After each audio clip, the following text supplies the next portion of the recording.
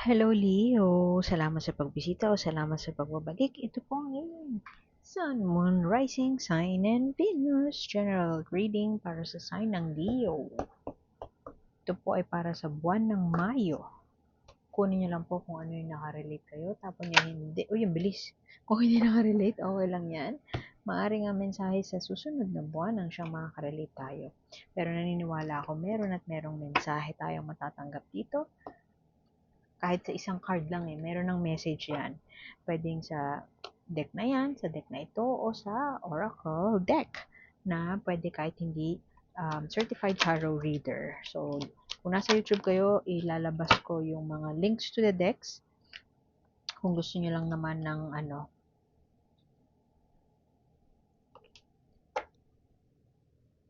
i-try. Kung gusto nyo i-try. Kung kayo mismo ay gusto nyo i-try. Medyo malakas ang araw, pero hope it's okay with you. Magandang araw today. Pero sobrang init, as we all know. Okay, ano ang iyong pinaplano, binabalak? Meron tinitingnan si Leo na isang bagay na gusto niyang gawin, gustong isakatuparan, pwedeng career move yan. Alam mo yung tingnan mo, hawak niya na yung daigdig. Kumbaga parang nasa iyo na ang daigdig. Nasa iyo na ang lahat ng hahanapin mo pero sa iba ka pa rin nakatingin. I don't know kung i-relationship to, I don't know if you're not happy with your relationship and you want to explore something else, parang nawala yung spark. O kung trabaho naman ito, career-related, kaperahan, parang okay naman ang kinikita pero you want something more. You want to plan ahead. I don't know, natatakot ka mag-resign para mag-explore ng bagong career path o pwede din naman na natatakot ka mag-resign kasi parang feeling mo hindi ka makakuha ng bagong trabaho kapalit nito. So, this is the magician. Perhaps you are trying to manifest it o kaya nagtatanong-tanong ka sa mga tao, ine-explore mo yung mga bagay, nagre-regroup o kaya naman ay nakaupo ka lang, nag-iisip ka lang kung ano ba yung gagawin mo. Kasi kung love situation naman yan, pwede kasing um, na-stuck ka sa isang sitwasyon na for some reason hindi mo bet. So parang nauubusan ka na ng idea, parang paano ba ako aalis dito? Paano ba ako mag-explore? For some of you, you could be in a relationship na you feel so trapped, o kaya naman you're turning a blind eye on, example, toxic pala yung partner mo, pero you're making up excuses na hindi ganyan talaga yan. Pero kung titingnan mo yung puso mo talaga, it's not something that makes you feel good about yourself. It's not something that makes you grow. It's not that relationship na, yun nga, it doesn't make you grow. It doesn't make you parang explore your potential. At ang malala pa nun, um, may away bate, may away na hindi natatapos, merong pagtatalo na nangyayari, pwedeng madalas. Alam mo yun, you have everything you need. Tingnan mo yung katulad ng sinabi ko kanina sa globe, nasa iyo na. Ito din ang card na to, Magician. You have everything you need. You have all the resources you need para umalis. Pero for some reason, ewan ko, natatakot ka na umalis. Gusto mo na pero you're not doing anything. Hindi na maganda ang parang batuhan ng mga salita when it comes to this love situation. Pwedeng a message of love na hindi na-express ang sarili when it comes to this relationship. Pwedeng hindi na-express in a sense na alam mo sa sarili mo na hindi ka na happy, hindi ka na natutuwa, hindi na siya, it doesn't bring you growth anymore, pero imbis na umalis, alam mo yon, ang daming ganun eh. Imbis na umalis, parang hindi, okay pa to, baka magbabago pa siya. Hindi, parang lilipas din yan. Hindi, magbabago din yan. Hindi, um, you're making excuses. Alam mo yon. For some of you, you are trying your best na i-distract na lang yung sarili mo o kaya you're trying your best na mag-ipon para eventually makaalis ka na. It doesn't matter kung relationship sa romance o relationship sa trabaho to you're trying your best na parang nagsiset ka na ng boundaries, hanggang diyan ka na lang. Parang pinaplano mong maigi yung graceful exit mo. So ngayon, naiinis ka kasi hindi ka pa makaalis. Parang trapped ka pa and parang kaparaningan lang ang dinadala sa'yo nito. Trapped ka na nga, parang you're left alone in the cold. Something you hold so dear. Something na you feel sacred sa'yo, pinahahalagahan mo for the longest time.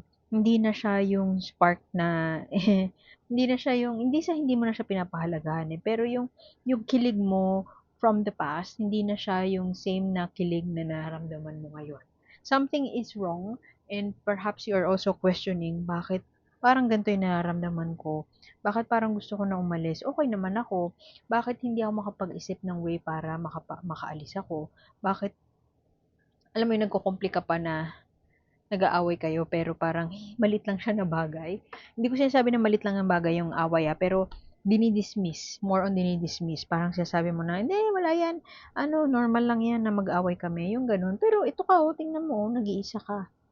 You are in a relationship pero you feel also alone. Pero, ang maganda nun, dahil Leo ka nga eh, while earth sign to, Taurus, Virgo, Capricorn, this is the energy of somebody na parang cultivating, parang nagtatanim ka ng ano, hindi sama ng loob, nagtatanim ka ng parang habits, healthy habits, para lumakas yung loob mo na finally umalis na. May mga bagay na bumabagabag pa sa'yo, at sa ngayon parang bakit pakiramdam ko nag-iisa ako?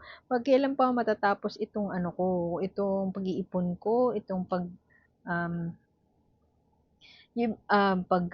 tatago ng pera. Yung iba sa inyo parang nagtatago ng pera eh, na hindi pinapasa alam dun sa partner para siguro hindi mawaldas. Pwede kasi na pera ang pinag-aawayan nyo. Pwedeng investment, pwedeng conjugal property, o pwede din naman na sahod. Kung career nga, sahod ang pinag-aawayan nyo. Something na hindi equal ang ano, bigayan, kumbaga. Hindi equal ang bigayan. And while okay lang naman sa'yo, you don't mind na may extra task ka, or you don't mind na parang you are exerting an effort, kasi kaya mo eh, magaling ka eh, pero parang may mali, nakapag ganun ka, parang may mali. Tapos parang away away bate, nagkakasakitan sa pananalita, ah, nagkakasakitan sa mga mensahe na binabato sa isa't isa. At hindi na parang agit na kayong dalawa. Hindi ko alam kung isa sa inyo may anxiety, pero naramdaman ko ang anxiety dito.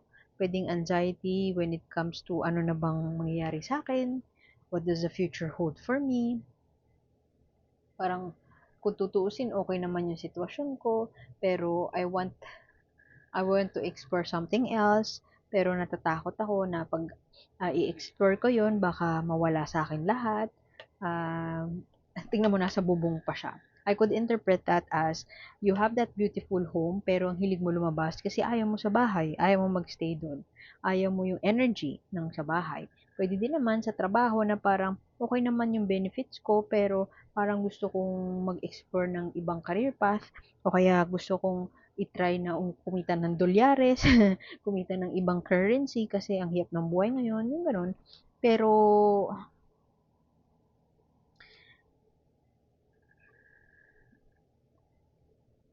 hindi ko gusto na nakita ko yung star card na reversed. Kasi hindi ko alam kung yung iba sa inyo nire-rationalize pa. Ano ibig sabihin ng nire-rationalize? Yung may ginawa na ngang hindi maganda sa'yo pero tinatry mong pagtakpan o tinatry mo pang i-analyze siya in a way na parang hindi, okay lang yan. Hindi, parang ano, ganun talaga siya pag gutom o kaya hindi, ano din to, magiging okay din ang lahat. May bonus naman ako eh. Alam mo yun, parang you're making up excuses for things na um, hindi naman nakatutulong sa'yo. Pero maganda nun, alam mo eh. Alam mo kung ano yung nag-work sa'yo. Alam mo kung ano yung gusto mo na pagdating sa kaperahan o kaya kung ano yung gusto mong yung amount. Example niyan ay amount. Halimbawa, alam mo na 50,000 ang magpapasaya sa'yo every month. So, maramang nag-iipon ka para ma-sustain o magkaroon ng 50,000. O kaya nagpaplano. para finally ma-experience mo yung opulent and luxurious life that you are dreaming of. Hindi ko itong dalawang cards na ito ay enerhiya ng restlessness. Kung hindi parang overthinking. Parang the battle is near, pero hindi mo mapigilan na the end of the battle is near, pero hindi mo mapigilan na i-overthink yung mga sitwasyon. Pwedeng exhaustion, napapagod ka na na ikaw lang mag-isa ang nagtatrabaho, napapagod ka na dun sa thought na parang laban na lang ng laban, lahat na lang pinaglalaban mo. And then, this card, this is restlessness. Restless ka doon, parang your mind is racing for plans, pero hindi mo alam kung paano i-execute, hindi mo alam kung paano magsisimula. Pero maganda itong dalawang to. From confusion o kaya parang hindi mo alam kung saan ka magsisimula, there is some clarity. Pwedeng this May, magsa-start ka or mag-e-effort ka na mag-self-care, pwedeng mag-travel, pwedeng pumunta sa spa, magpa-facial, ganun, magpa-nails, kung babae ka, kung lalaki naman, mag-ride ka ng motor sa mga with your friends, o kaya lumabas-labas, um, meet your friends, ganun. Whatever your idea of self-care. Pwedeng you are planning for that self-care moment. This Toro season pa naman din. The Toro season is ride and parang dahan-dahan. So, ang enerhiya this May ay parang dahan-dahan working towards your goal. You're building a foundation and you're building stability. It may be slow, pero it is something that you would start to work on. And this is this card. You are starting to work on that parang living the life or yung enough na savings na gusto mo, tingin mong kailangan mo, and then planning for it. This is a recognition, and sana nare-recognize mo or mare-recognize mo this May that you have all the resources that you need. Pero ang ang makulit dun, babalik ka ulit dun sa thought na may maiisip mo, sige alagaan ko yung sarili ko para umayos yung mindset ko, kaya umayos yung utak ko, umayos yung disposition ko, maging maganda ang pananaw ko sa buhay. Pero parang down, tas up, tas bababa ulit kasi you will feel so alone. Pwede din na mag-aaway kayo. May major na away. Pwedeng winaldas yung pera mo. O kaya sa work naman, sa situation, merong pinromote o kaya merong ibang ang pinaboran, favoritism, ganon. And then, it's something na pwedeng may din, maghihiwalay kayo. O kaya cool off, pero hindi pa siya matatapos. Hindi pa matatapos in a sense na tatanggapin mo pa kasi nga nagre-rationalize ka pa eh. Parang hindi, saglit lang 'to, magiging okay din kami. Alam mo 'yun, imbes na umalis ka na sa bubong na 'yan at hanapin mo na, puntahan mo na 'yung tinitingnan mo sa malayo na parang, "Hindi, okay na ako dito." Magse-settle. 'Yun the risk of settling. At, hindi ka parang matatakot ka na makipaghiwalay o natatakot kang kumalas kasi feeling mo hindi ka na makakapagsimula uli. So, 'yun.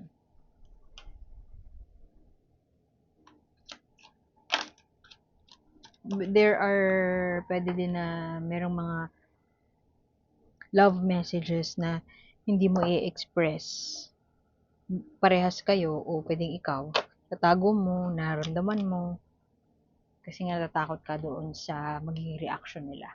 Doon your witch hat, ang ganda, perfect na ito yung lumabas kasi huwag kang matakot na i-express, huwag kang matakot na do some magic to manifest what you think you deserve. Kasi tingin ko alam mo eh kung ano yung deserve mo eh, Leo. Babasahin ko yung guidebook para kayo din may sariling interpretation. Tsaka snippets din or pasilip doon sa kung paano sinulat yung deck na ito kung gusto niyo siya. You're the mistress of your own power. The witch's message is trust yourself. Let no source outside your sacred self make decisions for you. Your feelings, convictions, experiences, and inner knowing are enough. Right now, the witch asks you, who is the ultimate judge of your worth and well being? Is it a person or institution outside yourself? A belief or shame or limitation you were raised to believe? Ab- Is it society that demands your conformity? The ultimate authority is experience as embodied by you. You're being asked to devote significant energy to listening, tending, and growing the relationship within yourself. Ito yun. Become your own best friend and the ultimate authority on what is best for you. Alam mo tingin ko alam mo kung ano yung makabubuti para sa'yo. Sadyang may takot lang kung paano sisimulan. So, iwan ko na yun doon. Leo, salamat sa pagbisita, like, share, and subscribe. And sana makita ko po kayo ulit next time. Ako po si A. And see you soon. Bye-bye!